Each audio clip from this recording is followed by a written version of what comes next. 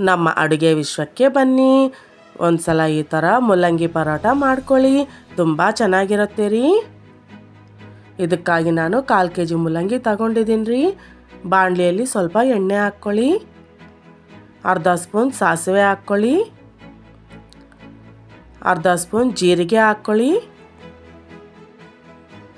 ಸ್ವಲ್ಪ ಕರಿಬೇವು ಹಾಕ್ಕೊಳ್ಳಿ, ಒಂದು ಮೀಡಿಯಮ್ ಸೈಜ್ ಈರುಳ್ಳಿನ ಸಣ್ಣದಾಗಿ ಹಚ್ಕೊಂಡು ಹಾಕ್ಕೊಳ್ಳಿ,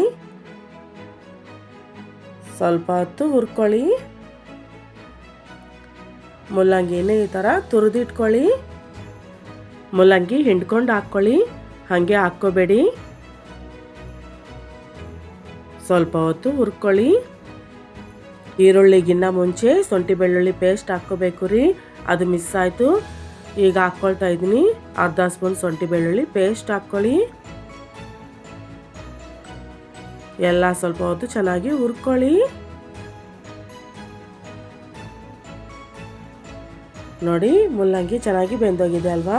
ಈಗ ಸ್ವಲ್ಪ ಅರಿಶಿನ ಹಾಕ್ಕೊಳ್ಳಿ, 1 ಸ್ಪೂನ್ ಖಾರದ ಪುಡಿ ಹಾಕ್ಕೊಳ್ಳಿ,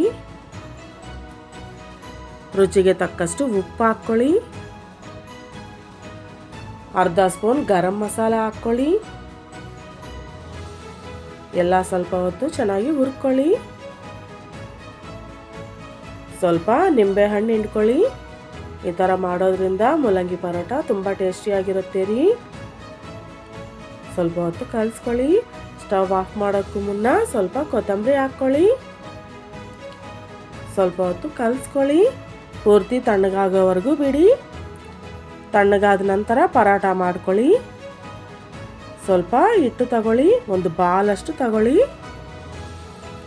ಇದನ್ನು ಆಟದಲ್ಲೇ ಲಟ್ಟಿಸ್ಕೊಳ್ತಾ ಇದ್ದೀನಿ ರೀ. ಅಕ್ಕಿ ಹಿಟ್ಟಲ್ಲಿ ಮಾಡ್ಕೊಂಡ್ರಿ ಪರೋಟ ಕಪ್ಪಗಾಗುತ್ತೆ.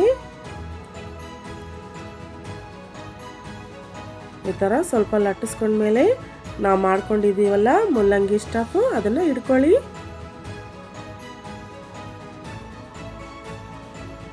ನಾನು ತೋರಿಸ್ತಿದ್ದೀನಿ ನೋಡಿ, ಈ ಥರ ರೋಲ್ ಮಾಡ್ಕೊಳ್ಳಿ. ಎಕ್ಸ್ಟ್ರಾ ಇರೋ ಹಿಟ್ಟನ್ನ ತೆಗೆದುಬಿಡಿ. ನೋಡಿ, ಈ ಥರ ಮಾಡ್ಕೊಳ್ಳಿ. ಸ್ವಲ್ಪ ದಪ್ಪದಾಗೆ ಲಟ್ಟಿಸ್ಕೊಳ್ಳಿ, ತೆಳು ಮಾಡ್ಕೋಬೇಡಿ. ತೆಳುವಾಗಿ ಲಟ್ಟಿಸ್ಕೊಂಡ್ರೆ ಒಳಗಡೆ ಇರೋ ಸ್ಟಫು ಆಚೆಗೆ ಬಂದ್ಬಿಡುತ್ತೆ ರೀ. ನೋಡಿ, ಈ ಥರ ಮಾಡ್ಕೊಳ್ಳಿ. ಬಿಸಿ ಬಿಸಿ ತವ ಮೇಲೆ 2 ಕಡೆನೂ ಸ್ವಲ್ಪ ತುಪ್ಪ ಸವರ್ಕೊಂಡು ಚೆನ್ನಾಗಿ ಹುರ್ಕೊಳ್ಳಿ. ಅಷ್ಟೇ ರೀ, ಎಷ್ಟೋ ಈಸಿಯಾಗಿ ಎಷ್ಟೋ ಟೇಸ್ಟಿಯಾಗಿರೋ ಮೂಲಂಗಿ ಪರೋಟ ರೆಡಿ ಆಯಿತು ರೀ.